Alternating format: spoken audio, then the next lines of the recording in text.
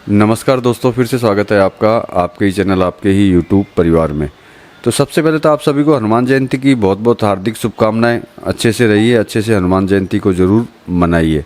और हनुमान जयंती की हार्दिक शुभकामनाओं के साथ में जय श्री राम, क्योंकि हनुमान जी के साथ में अगर जय श्री राम का नाम ना हो तो हनुमान जी भी अधूरे रह जाते हैं। तो सबसे बड़ी चीज़ इलायची को लेकर के यही है कि बड़ी इलायची में क्या करना चाहिए, नेपाल में क्या चल रहा है, नेपाल की हालत क्या है। इस तरह की जो बातें जो हैं फ़ोन के ऊपर, जैसे फ़ोन पे या व्हाट्सएप पे आप कंटिन्यू पूछते रहते हैं, तो इसके लिए सारी चर्चा करेंगे कि नेपाल में शांति क्यों है, नेपाल में क्या हालत चल रही है और आगे अपने को इसके अंदर क्या करना चाहिए। तो इसके ऊपर चर्चा कर लेंगे दोस्तों। लेकिन चैनल पर नए हैं तो वीडियो को लाइक और चैनल को सब्सक्राइब करना मत भूलिएगा। लगता हो शेयर के लायक है तो शेयर ज़रूर कर दीजिएगा। तो चलिए सबसे पहले तो बात करते हैं कि नेपाल में जो है शांति क्यों चल रही है। तो देखिए, ग्रुप मेंबर को तो मैंने बता दिया था कि नेपाल में किसानों ने क्या सोच के रखा हुआ है, क्या नहीं सोच के रखा हुआ है। तो देखिए, नेपाल में शांति का कारण सबसे बड़ा सिर्फ एक ही है कि माल जो है प्रेजेंट टाइम में नेपाल बेचना नहीं चाहता है। माल को वो जो है दबा के रखना चाहता है, क्योंकि इसके भी दो कारण हैं कि एक तो बहुत ज़्यादा माल वहाँ है नहीं, और किसानों को जो है रेट ज़्यादा चाहिए। मतलब ऐसा नहीं है कि किसान जो है कम रेट के अंदर माल छोड़ना चाहता है और कम रेट के अंदर वो माल बेचना चाहता है, ऐसा बिल्कुल भी नहीं है। तो इसकी वजह से जो है वहाँ शांति छाई हुई है। और हालत की बात करते हैं, चाहे वो फसल की हालत हो या नेपाल की हालत हो, तो देखिए उसमें किसी तरह का कोई वो स्पेशल सुधार नहीं है। ऐसा नहीं है कि भाई कि जो फसल जो है बहुत बढ़िया हो चुकी है और आने वाली जो फसल जो होगी वो बहुत सॉलिड या बहुत ज़्यादा माल आएगा। तो देखिए, बोलने वाले हो सकता है बोलते रहें कि बहुत ज़्यादा माल आने वाला है, तो आने वाला है, मान लेते हैं हम लोग कि भाई बड़ी इलायची की फसल जो है आने वाले समय के अंदर बहुत ज़बरदस्त तरीके की आने वाली है। तो देखिए, आने में अभी बहुत समय बाकी है, बहुत लंबा टाइम बाकी है, क्योंकि जो अक्टूबर में आने वाली थी वो नवंबर के करीब में जाकर के वो फसल आएगी। तो तब तक के लिए आपको सोचने की तो मेरे हिसाब से ज़रूरत नहीं पड़ती है कि आपको क्या करना चाहिए, क्या नहीं करना चाहिए, या फिर किस तरीके से आगे बढ़ना चाहिए। तो देखिए, इन सब चीज़ों को जो मैं आपको जानकारी इन्फॉर्मेशन जो आपको देता हूँ, उससे अगर आपको समझ में आता है तब तो कोई दिक्कत नहीं है, आप अपने हिसाब से काम कर सकते हैं। और समझ में नहीं आता है तो आप मेरे से जुड़ सकते हैं, मैं आपको बता दिया करूँगा। अब देखिए, इसके अंदर प्रेजेंट टाइम में नेपाल की जो मैंने कल भी एक बात बोली थी, आज दोबारा एक बात बोलता हूँ कि आपको मतलब समझाने की कोशिश करता हूँ कि किस तरीके से जो है आप लोगों को जो है ग्रुपों के अंदर जो है पैनिक करने का जो है तरीका अपनाया जाता है। जैसे कि कुछ लोगों ने कल बोला 86,000 87,000 रुपये की रेट है बड़ी इलायची की, नेपाल के अंदर ये चल रही है।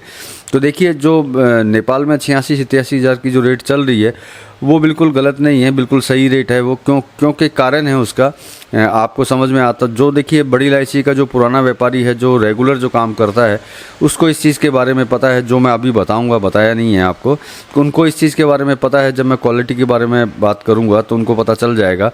तो मैं अब आपको भी बता देता हूँ कि 86,000 के अंदर वो माल है वहाँ पे जिस माल में पूंछ वगैरह सब कुछ लगी हुई है, किसी तरह की कोई सॉर्टिंग नहीं है, किसी तरह की कोई ग्रेडिंग नहीं है, हर तरह का माल जो है उसके अंदर मिक्स है।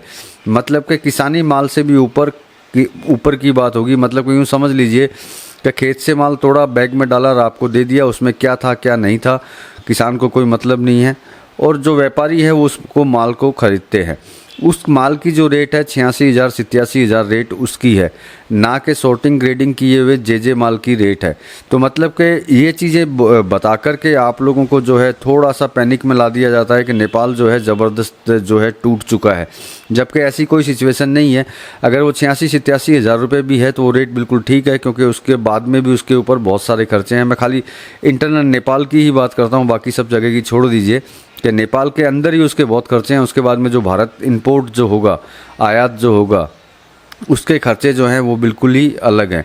तो इन मैसेज जो आपको इस तरह के मिलते हैं तो उसमें आप ये कैलकुलेशन लगा लीजिएगा कि वो किसानी से भी ऊपर का माल है, जिसके अंदर हो सकता है कचरा भी हो, थोड़ा बहुत हो सकता है उसके अंदर पूंछ। तो देखिए है ही पूंछ कटिंग। आप अगर आप समझते हैं, जो मतलब पुराने व्यापारी हैं वो तो समझ चुके होंगे कि मैंने जो चीज़ बोली है वो क्या है, कि पूंछ क्या होती है क्या नहीं होती है, उसकी कटिंग करने में कितना खर्चा होता है। तो देखिए वो चीज़ जो बोल रहे हैं कि रेट कम है, और भाव जो है नेपाल में गिर चुके हैं, तो वो इस चीज़ के लिए गिरे हुए हैं क्योंकि प्रेजेंट टाइम में जो किसान जो थोड़ा बहुत माल बेचने के लिए आ रहा है वो इस तरीके का माल लेकर के ही आ रहा है। उसके बाद में फिर जो व्यापारी उसको लेगा, लेने के बाद में उसको ठीक करेगा, ठीक कर करके माल वो बेचेगा। तो 87,000 में माल खरीदा हुआ ऐसा हो नहीं सकता है कि वो 88 में बेच दे, क्योंकि उससे ऊपर के बहुत ज़्यादा खर्चे हैं, उसके बाद में ही वो माल बेचेगा। तो अब बात कर लेते हैं गुवाहाटी और सिलीगुड़ी की। गुवाहाटी सिलीगुड़ी में क्या सिचुएशन चल रही है। तो देखिए, भाव की अगर बात करते हैं गुवाहाटी और सिलीगुड़ी की, तो किसी तरह के कोई भाव ना तो गुवाहाटी के अंदर है ना ही सिलीगुड़ी में है।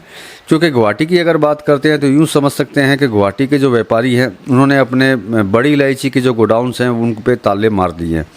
ताले मार देने का मतलब ये नहीं है कि वो जो है रेट ज़्यादा होगी इसलिए, या कुछ कोई किंतु परंतु होगी इसलिए नहीं है, क्योंकि उनको प्रेजेंट टाइम में माल बेचना ही नहीं है।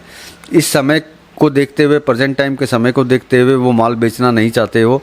माल को उन्होंने परमानेंटली कुछ समय के लिए होल्ड में डाल दिया है और अपने दूसरे कामों में व्यस्त हो चुके हैं।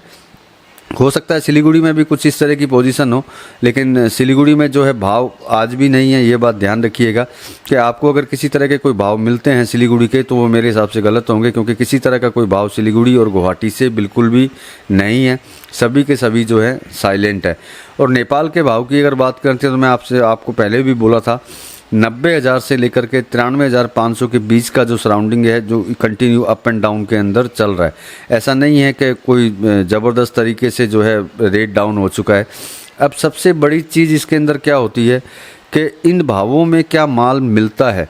तो सबसे बड़ी चीज़ है कि इन भावों में भी जो है माल वहाँ नहीं मिल रहा है। कारण ये है कि देखिए, मैंने आपको जो ग्रुप मेंबर्स हैं उनको तो मैंने मैसेज भेज ही दिया था। तो इन भावों में किसान जो है माल नहीं देना चाहता, क्योंकि उनके टारगेट जो है दूसरे साइड जा चुके हैं और उन्हीं टारगेटों के ऊपर ही वो आगे की तरफ बढ़ना चाहता है, ना कि वो नीचे की साइड जाना चाहता है। और कुछ किसान ऐसे भी हैं जिनका दिमाग जो है अगले सीज़न तक का चला गया है कि भाई वो माल अभी बेचना ही नहीं चाहते। वो जब नया सीज़न आएगा, आने से कुछ दिनों पहले जो है वो अपना माल बेचेंगे और उसके बाद में जो अपना नया माल जो है उसको निकालना चालू करेंगे। तो इस चीज़ से आप एक विचार कर सकते हैं कि आगे की सिचुएशन क्या बन रही है और क्या नहीं बन रही है। अब इतनी सारी बातें, इतनी सारी इन्फॉर्मेशन बात जो मैंने आपसे की, उससे अगर आपको समझ में आ गया हो कि आगे आपको क्या करना चाहिए क्या नहीं करना चाहिए, तो बहुत बढ़िया बात है। आप अपने विचार से जो है आगे की तरफ बढ़ सकते हैं और आगे का विचार भी कर सकते हैं कि आगे आपको क्या करना है और क्या नहीं करना है। फिर भी अगर आपको नहीं समझ में आता है तो मैं हाजिर हूँ, मैं बैठा हूँ। आप कभी भी स्क्रीन पे दिए हुए व्हाट्सएप नंबर पे आप जो है कॉल कर लीजिए या व्हाट्सएप कर दीजिए, तो आपको डिटेल्स मिल जाएगी कि मेरे से आप किस तरीके से जुड़ सकते हैं और मेरे से जुड़ करके आगे किस तरीके से बढ़ सकते हैं। तो देखिए दोस्तों, इस वीडियो में तो इतनी जानकारी थी। मिलेंगे अगले वीडियो में अगली जानकारी के साथ में। तब तक के लिए धन्यवाद।